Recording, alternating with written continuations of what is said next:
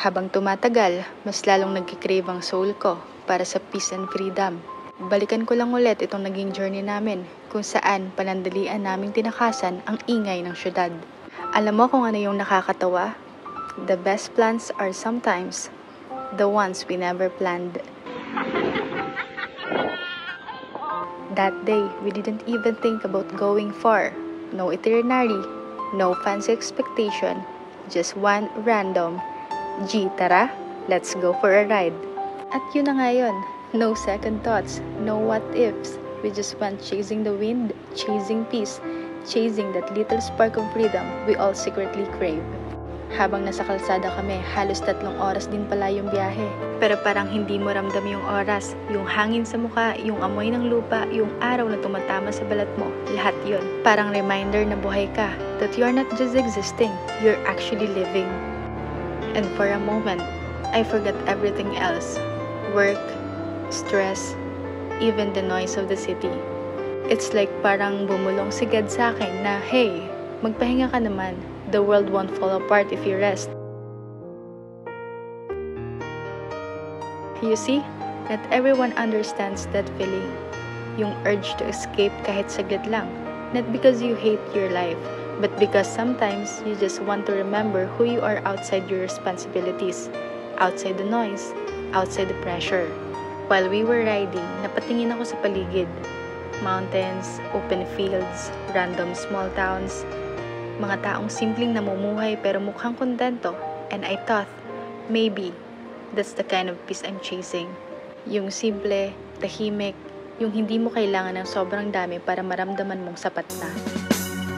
Kadakbang sa lupa'y para akong inaalon at nalulunod sa batikos ng mundo, sa kung ano lamang kaya ko.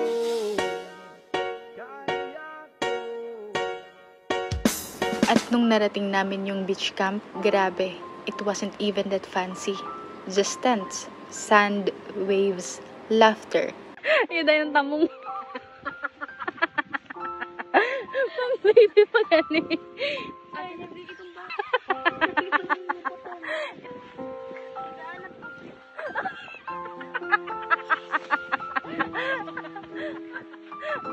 It felt like a piece of heaven.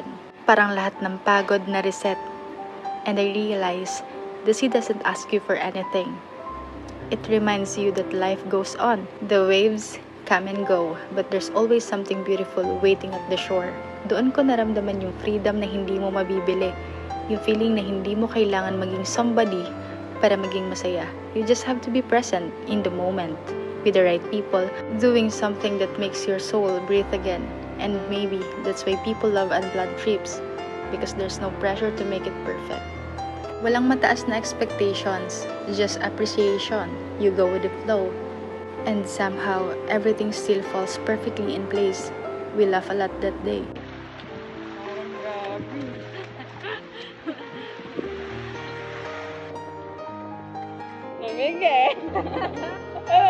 Minsan 'di ba kapag binabalikan natin o inaalala natin yung mga araw kung saan natin na-feel yung totoong peace, dun natin na-realize na the best days weren't the loudest one. Hindi naman yung mga achievements natin, kundi yung unexpected days that gave your heart a break. Hindi heartbreak kundi a break. Yung mga araw na hindi mo pinagplanuhan pero yun pala yung kailangan mo para gumaan ulit ang loob mo. Bigang-biga na sa mga problemang di masolusyonan agad. Parang wala nang bukas. Pwede bang umiwas? At alam mo pa kung ano yung nakakatawa? Kasi we spend so much time chasing success, chasing approval, but we forget to chase peace. At yung peace na yon is something you find in the simplest ride, sa mahabang daan, sa tahimik na lugar, habang pinapanood ang sunsets.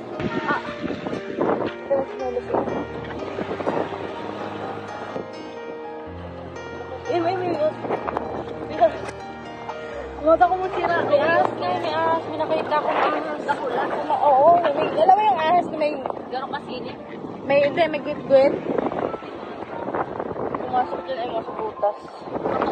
Uy, baka maano ka, mag-ingat ka, baka may ahas. Ayan, Em, oh. Kita mo yun, Em? Yan, oh, yan, may... Yan, Em, oh. Pangit hindi yan, ahas. Meron nga ako nakita, kagaya yan. Nulog tong phone ko, di ko nakita. Ahas nga yan. Ano ito? Ayan, ito, Em, oh. Oo nga. Ini. Oo. Bako. Pero parang kagaya nga yan nakita. Pero pag yung tubo. Meron ako nakita. Pumasok.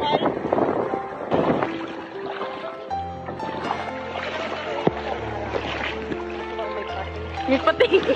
May pating nga. Paka ano ng tubig. May pating. Ilaw.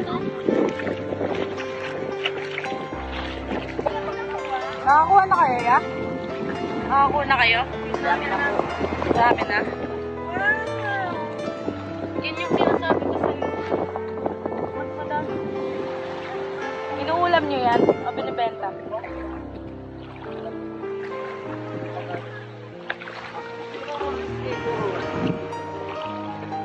Kaya siguro dinisenyo ng Diyos yung mga hindi planadong pagkakataon para ipaalala sa atin na hindi lang trabaho ang buhay, hindi lang sa paghahabol ng bills, hindi lang yung araw-araw nating kinabubuhay, kundi yung mga pagkakataon na pure, genuine, spontaneous na mga pagkakataon na naguhulma sa atin para sa mga pinakamagagandang pagkakataon sa buhay natin.